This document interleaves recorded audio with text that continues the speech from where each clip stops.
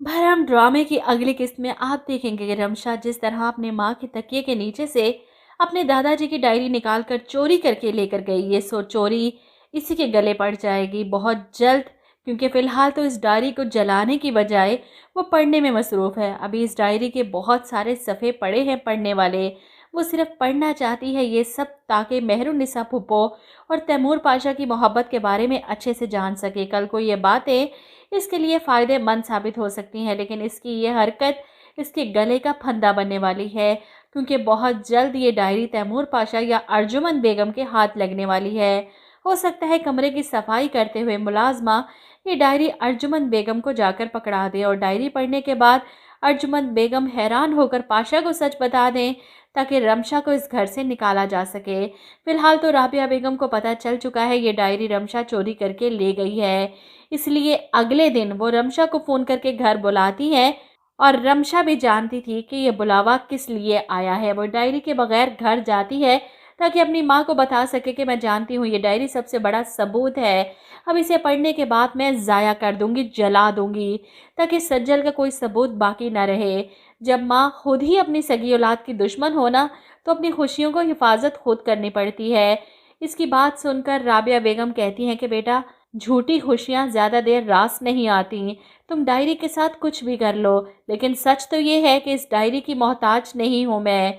मुझे अगर सज्जल और पाशा को सच बताना होगा तो मैं खुद बता दूंगी। अब रमशा डायरी को जलाकर ठिकाने तो लगा सकती है, लेकिन अपनी माँ का क्या करे। इतनी बार तो इन्हें ब्लैकमेल कर चुकी है, अपनी जान देने की धमकियां दे चुकी है, जिस पर रमशा एक बार फिर से इन्हें धमकी देती है कि आप ऐसा करके तो देखें, फिर मैं वो करूंगी जो आप सोच भी नहीं सकती।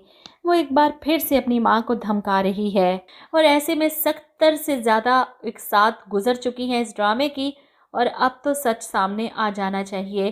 क्या तमाशा लगा रखा है शुरू दिन से।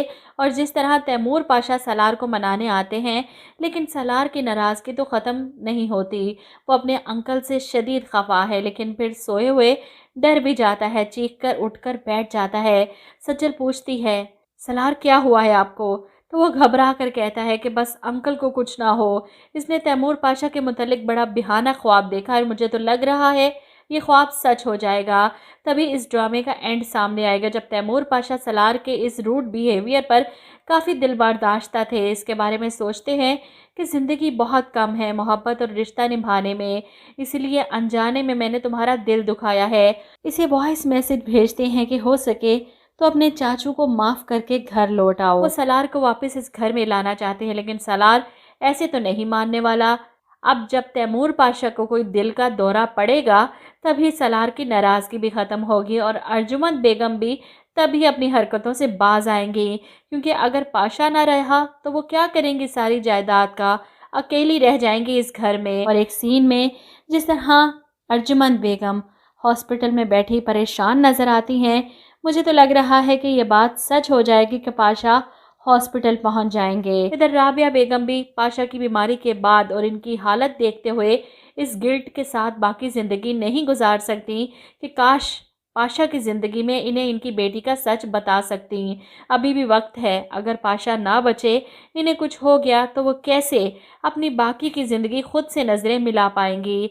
इन्हें ये सच बताए बगैर कि इनकी असल बेटी रमशा नहीं सज्जल है। और मुझे लगता है कि पाशा जब हॉस्पिटल पहुंचेंगे तभी इस ड्रामे का टर्निंग पॉइंट आएगा। सलार अपने अंकल को माफ़ करके वापस आएगा और वहीं राबिया बेगम तैमूर पाशा के सामने सारी असलियत बता देंगी कि इनकी असल बेटी सज्जल है।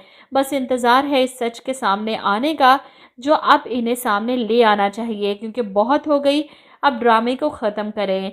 वहीं दूसरी तरफ ताबिश वाला मामला भी काफ़ी लंबा चल पड़ा है। अलीज़े अपनी गलती को मानते हुए वापस तो आ गई, लेकिन ताबिश इसे माफ़ करने को तैयार नहीं। बात बात पर इसे ताने कि अलीज़े पाशा, तुम्हें मेरे बारे में सोचने की कोई ज़रूरत नहीं। जिस पर अलीज़े को भी गुस्सा आता है कि मैं तुम्हारी तरह लाताल्लुक़ नहीं हो सकती। ताबिश तंज करता है कि लाताल्लुक़ी के ताने तुम्हारे मुंह से अच्छे नहीं लगते।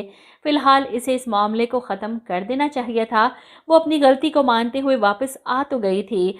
ताबिश को भी चाहिए था कि मामले को ख़त्म कर देता, लेकिन नहीं, लड़ाई तो बढ़ती ही जा रही है। कहाँ इसके लिए तड़प रहा था और कहाँ वो वापस आ गई तो इसे तड़पा रहा है।